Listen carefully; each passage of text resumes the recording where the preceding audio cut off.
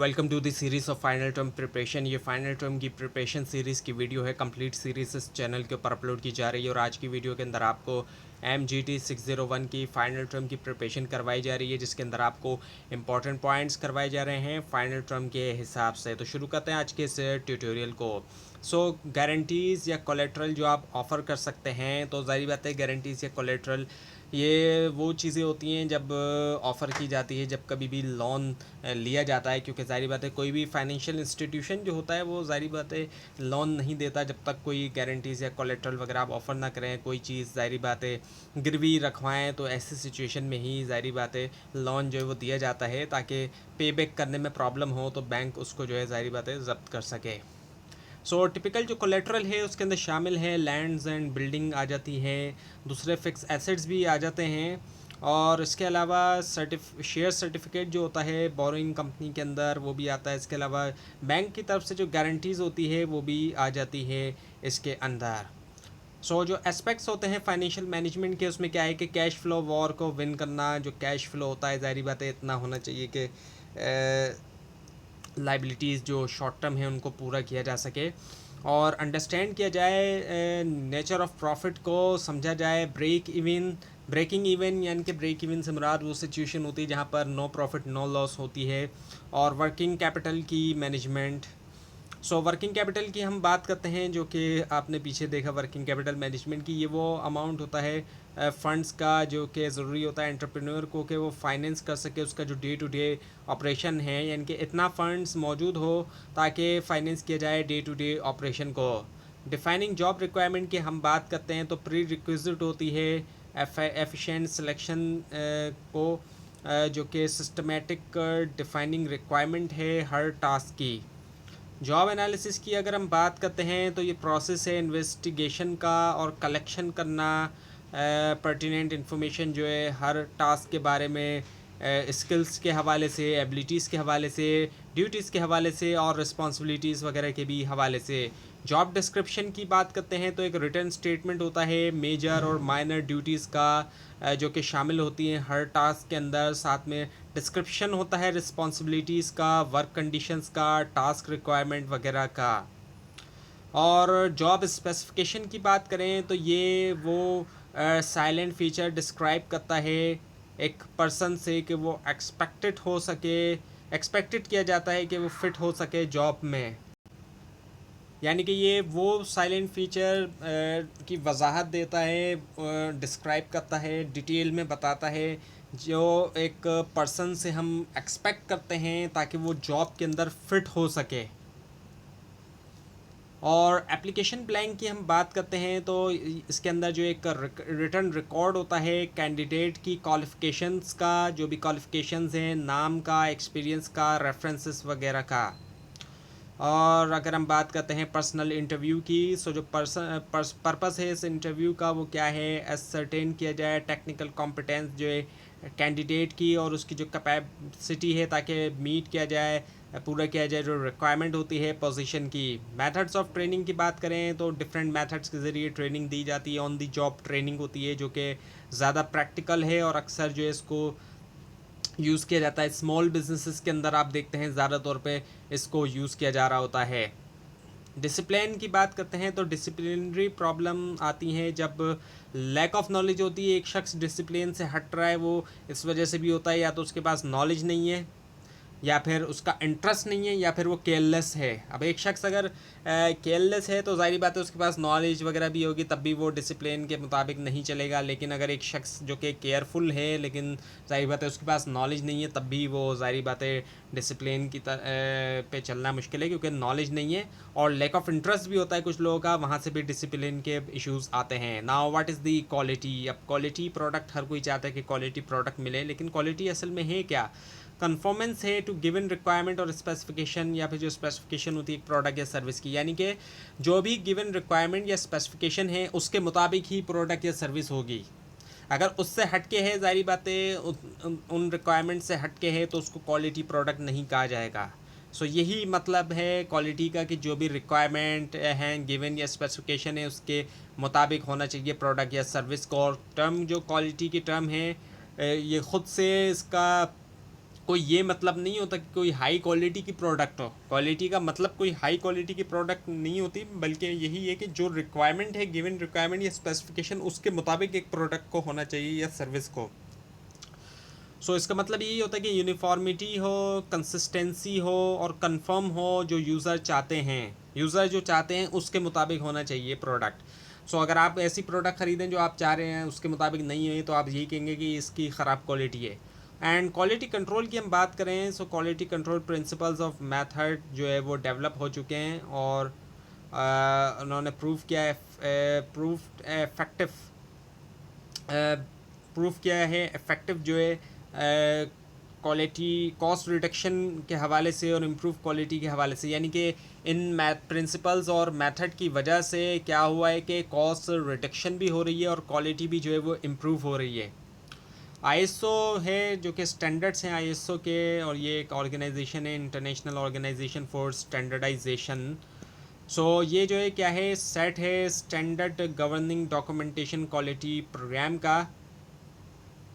और आईएसओ के ज़रिए ज़ाहिर बात है सर्टिफिकेट प्रोवाइड किए जाते हैं, और इन सर्टिफिकेट के ज़रिए ये होता है कि जो ऑर्गेनाइजेशन जहाँ पे ये सर्टिफिकेट प्रोवाइड किए जा रहे हैं वहाँ पे सिस्टम को फॉलो किया जा रहा है, और वो ऐसा सिस्टम होता है जिसके ज़रिए क्वालिटी प्रोडक्ट ही प्रोड्यूस होती है। और आईएसओ 14000 हम बात करते हैं, सो डिफरेंट आईएसओज हैं। अब ये जो आईएसओ है ये इस चीज़ के ऊपर फोकस है, जो कंपनी से ये रिक्वायर करता है कि वो ट्रैक करें उनका रॉ मटेरियल का यूज़ और उनके जो जनरेशन है, ट्रीटमेंट है और जो डिस्पोजल है हैज़ार्डस वेस्ट का। ये आईएसओ जो है वो एनवायरनमेंट रिलेटेड इश्यूज से है।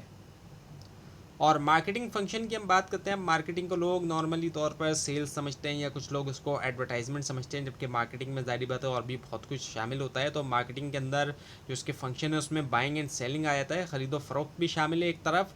इसके अलावा ट्रांसपोर्टेशन, ज़ाहिर बात है गुड्स की ट्रांसपोर्टेशन, उसके स्टोरेज आ जाती है, रिस्क टेकिंग। ज़ाहिर बात है जब सामान को रखा जाता है ऑर्गेनाइजेशन में तो एक रिस्क ज़ाहिर बात है होता है। इसके अलावा स्टैंडर्डाइजेशन की जाती है, ग्रेडिंग की जाती है सामान की, ये सब आ जाता है मार्केटिंग में। Now the sources of information about markets and customer. Sources जो होती है इन्फॉर्मेशन की मार्केट और कस्टमर के हवाले से, वो कहाँ कहाँ से आती है इन्फॉर्मेशन। सो प्राइमरी सोर्स जो कि कंपनी डेवलप करती है अपनी ख़ुद की जो स्पेसिफिक रिक्वायरमेंट होती है उसके लिए। प्राइमरी सोर्स जो होती है वो अपनी ख़ुद की स्पेसिफिक रिक्वायरमेंट के लिए होती है कंपनी जो कि डेवलप करती है। जबकि सेकेंडरी सोर्सेज की हम बात करते हैं तो जैसे कि पब्लिश रिपोर्ट है ट्रेड एसोसिएशन की, गवर्नमेंट एजेंसीज और दूसरी होती हैं, ये आ जाती हैं इसके अंदर। मार्केट सेगमेंटेशन की बात करते हैं तो ज़ाहिर बात है इसमें क्या किया जाता है, ग्रुपिंग की जाती है कस्टमर्स की।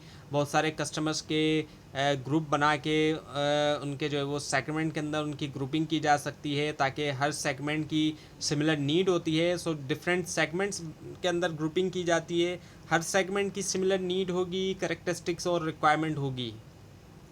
और प्रोडक्ट लाइफ साइकिल की हम बात करते हैं, हर प्रोडक्ट जो है वो एक लाइफ साइकिल से गुजरती है। सबसे पहले प्रोडक्ट की डेवलपमेंट होती है, फिर उसको इंट्रोड्यूस करवाया जाता है, उसकी फिर ग्रोथ होती है, मेच्योरिटी आती है और आखिर में उसकी डिक्लाइनिंग आ जाता है। प्रोडक्ट मिक्स की हम बात करते हैं तो इससे मुराद नंबर ऑफ़ प्रोडक्ट होती है जो कि एक कंपनी ऑफ़र करती है। जितनी भी प्रोडक्ट्स एक कंपनी ऑफ़र करती है उन तमाम को हम कहेंगे प्रोडक्ट मिक्स। और ये जो है अनकॉमन नहीं है कि फाइंड किया जाए स्मॉल फर्म को कि वो सेल करे मल्टीपल प्रोडक्ट्स। और प्रोडक्ट मिक्स को करने का मकसद ये होता है कि ऑप्टिमाइज़ करना प्रॉफिट्स को। ट्रेनिंग प्रोग्राम्स की बात करते हैं तो स्पेशली इनका एम होता है प्रोवाइड करना कैपेबिलिटी, ताकि एक्वायर किया जाए, एवेल्यूट किया जाए, मैनेज किया जाए इंडस्ट्रियल टेक्नोलॉजी। इन्फॉर्मेशन अवेलेबल की हम बात करते हैं। अवेलेबल इन्फॉर्मेशन जो होती है टेक्नोलॉजीज़ के ऊपर वो एनलार्ज भी हो सकती है सिस्टमेटिक आइडेंटिफिकेशन के ज़रिए टेक्नोलॉजीज़ की, जिसमें शामिल है ट्रेडिशनल भी जो कि अवेलेबल है डेवलपिंग कंट्रीज़ के अंदर। रोल जो है आईसीटी का उसकी हम बात करते हैं तो आईसीटी का मतलब होता है information and communication technology. ICT play करता है वाइटल रोल स्मॉल और मीडियम इंटरप्राइजेज़ के अंदर। So definition and role in economy. So हम अगर डेफिनेशन और रोल देखते हैं इन इकोनॉमी के अंदर, सो जो स्मॉल और मीडियम साइज सेक्टर होता है ये वेरीड होता है। ज़ाहिर बातें इसको हम सेम नहीं कह सकते। और प्ले करता है प्रीडोमिनेंट रोल इकोनॉमीज़ के अंदर। ज़्यादातर जो डेवलपिंग कंट्रीज़ हैं, जो डेवलप नहीं हुए हैं, और इसके अंदर जो है वो ज़ाहिर बात है फैक्ट्रीज़, वर्कशॉप, ट्रेडर्स और दूसरी सर्विस फैसिलिटीज़ आ जाती है। और इसकी रेंज हम देखें तो मोस्ट मॉडर्न और अप टू डेट से लेकर सिंपल और ट्रेडिशनल भी आ जाते हैं बिजनेसेस, और दूसरी तरफ इंडिपेंडेंट इंटरप्राइजेस से लेकर एंसिलरी सब कॉन्ट्रैक्टर तक होते हैं। इसके अलावा यूनिट्स मेनली कैटरिंग से लेकर डोमेस्टिक मार्केट और एक्सपोर्टर्स तक ये तमाम आ जाते हैं। वर्ल्ड ट्रेड ऑर्गेनाइजेशन की अगर हम बात करते हैं जो कि WTO है, जो एमरजेंस हुआ है वर्ल्ड ट्रेड ऑर्गेनाइजेशन का 1995 में हुआ है एज अ रिज़ल्ट के तौर पे यूरुग्वे राउंड ऑफ नेगोशिएशन जो हुआ था गैट का, जो कि general agreement on trade and tariff था। गैट जो कि प्रीडिसर है WTO का, उसको इस्टेब्लिश किया गया था 23 कंट्रीज़ की तरफ से 1948 के अंदर, जिसने लिबरलाइज़ किया ट्रेड को और क्रिएट किया एक एनवायरनमेंट जिसने एनेबल किया एवोल्यूशन WTO का, जो कि ज़्यादा ज़ाहिर बात है वाइडर है गैट से, तो एक तरह से इवॉल्व हो चुका है। हम कह सकते हैं कि एवोल्यूशन हुआ है WTO का गैट की वजह से। और गैट जो कि एक एग्रीमेंट है, जबकि WTO ज़ाहिर बात है एक ऑर्गेनाइजेशन है।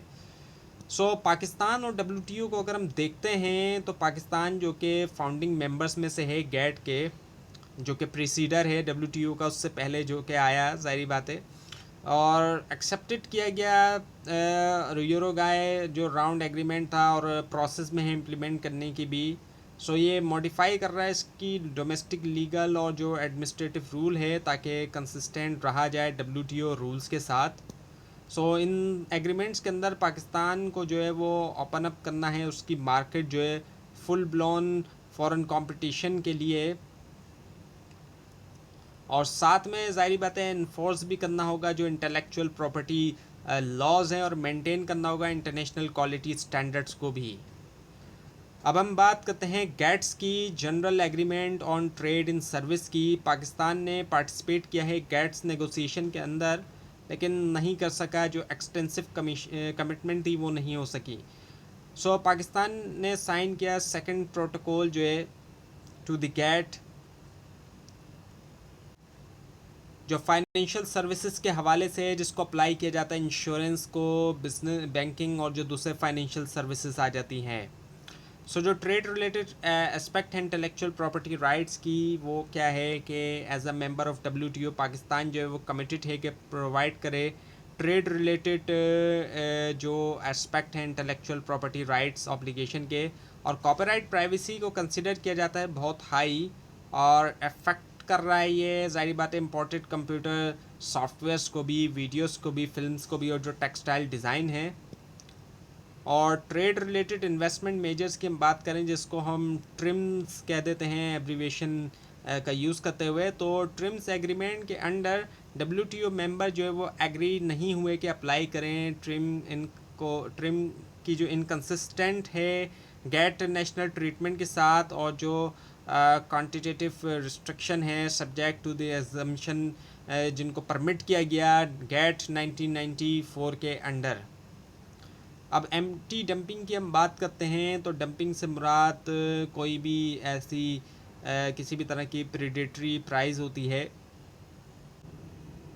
डंपिंग में होता क्या है कि एक कंट्री या एक कंपनी जो है वो एक्सपोर्ट करती है उसकी प्रोडक्ट, और उसकी जो प्रोडक्ट जिसको वो एक्सपोर्ट कर रही है उसकी प्राइस लो होगी, और इतनी लो होगी कि डोमेस्टिक प्राइस से भी वो कम होगी उसकी प्राइस, यानी कि बहुत कम प्राइस के ऊपर एक्सपोर्ट किया जा रहा होता है किसी प्रोडक्ट को, उसको हम डंपिंग कहते हैं।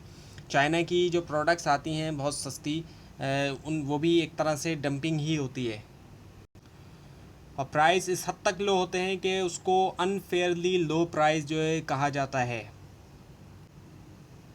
डंपिंग वाला जो ज़ाहिर बात है जो गुड्स होते हैं जो एक्सपोर्ट हो रहे होते हैं, तो जिस कंट्री में इंपोर्ट हो रहे होते हैं वहाँ पर वो ज़ाहिर बात है बहुत कम कीमत पे अवेलेबल होता है, क्योंकि वो डंपिंग होके आ रहा होता है उस कंट्री के अंदर वो सामान। तो ऐसे सिचुएशन के अंदर गवर्नमेंट जो है वो एंटी डंपिंग पॉलिसीज़ की तरफ जाती है, और गवर्नमेंट जो है वो प्रोटेक्शनिस्ट टैरिफ भी लगाती है, जिसकी वजह से ज़ाहिर बात है उसकी प्राइस जो है ज़ाहिर बात है उसको हाई किया जा सके, ताकि जो लोकल जो फैक्ट्रीज़ हैं, जो लोकल इंडस्ट्री है उसको प्रोटेक्ट किया जा सके, लोकल मैन्युफैक्चरर है उसको प्रोड्यूस किया जा सके। क्योंकि ज़ाहिर बात है अगर हमारे कंट्री में भी इम्पोर्टेड गुड बहुत ज़्यादा अगर सस्ते मिलना शुरू हो जाएंगे तो ज़ाहिर बात है लोग तमाम जो है वो इम्पोर्टेड गुड्स की तरफ जाएंगे, और ऐसी सिचुएशन के अंदर फिर होगा क्या, जो लोकल मैन्युफैक्चरर्स हैं ज़ाहिर बात है उनका फिर नुकसान होगा। और क्योंकि लोकल की भी एक हद है, ज़ाहिर बात है उस हद से ज़्यादा वो प्राइस नीचे नहीं ला सकते हैं। लेकिन जो इम्पोर्टेड आ रहा है वो बहुत कम प्राइस में आ रहा है, और उसके रीज़न कई सारे हैं। क्योंकि जिस कंट्री से आ रहा है उनके पास ज़ाहिर बात है रिसोर्सेज ज़्यादा हैं, इसलिए वो उसको